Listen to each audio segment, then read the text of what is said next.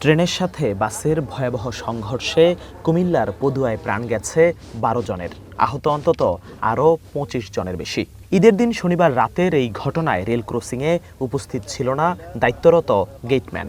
তার অবহেলার কারণেই মর্মান্তিক এই দুর্ঘটনা, দাবি আইনশৃঙ্খলা বাহিনীর। ঘটনার সময় রেলপথে যান চলাচলের রাস্তা উন্মুক্ত ছিল।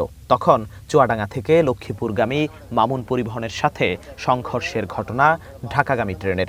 দুর্ঘটনায় নিহত সোহেলের পরিবারের দায়ের করা মামলায় গেটম্যান হেলালকে গ্রেপ্তার করেছে র্যাব। ফ্লাইওভারের নিচে রেল ক্রসিং পারাপারের সময় বাসের সাথে ট্রেনের ইঞ্জিনের আঘাত হওয়াতে ট্রেনটি বাসটিকে প্রায় ১ কিলোমিটার টেনে নিয়ে যায় এবং ঘটনাস্থলে ১২ জন নিহত হয় এবং ২৫ জন গুরুতর আহত হওয়ার পর তাদেরকে বিভিন্ন হসপিটালে ভর্তি করা হয়। গ্রেপ্তারকৃত আসামিকে জিজ্ঞাসাবাদে সে এই ঘটনার সাথে সম্পৃক্ত বলে অকপটে স্বীকার করে।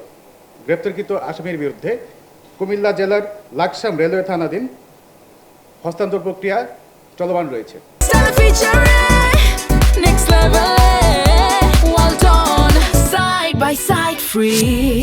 সকালে বাহিনীটির মিডিয়া সেন্টারে এক সংবাদ সম্মেলনে ঘটনার বর্ণনা দিয়ে গেটম্যান হেলালের স্বীকারোক্তির কথা জানান এই কর্মকর্তা।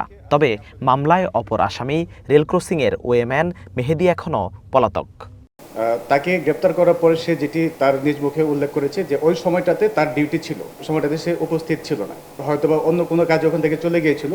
বাট কাউকে যে সে বলে যাবে বা ওখানে ডিউটিতে দিয়ে যাবে এই বিষয়টি সে নিশ্চিত না করে ওই জায়গা থেকে লিভ করার ফলেই এই ঘটনাটি ঘটেছে বলে আমরা ধারণা করছি।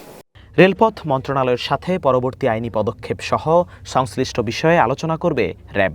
আর গ্রেপ্তার হওয়া গেটম্যানকে হস্তান্তর করা হবে থানা পুলিশের কাছে। জিহাদুল ইসলাম, ওয়ান নিউজ, ঢাকা।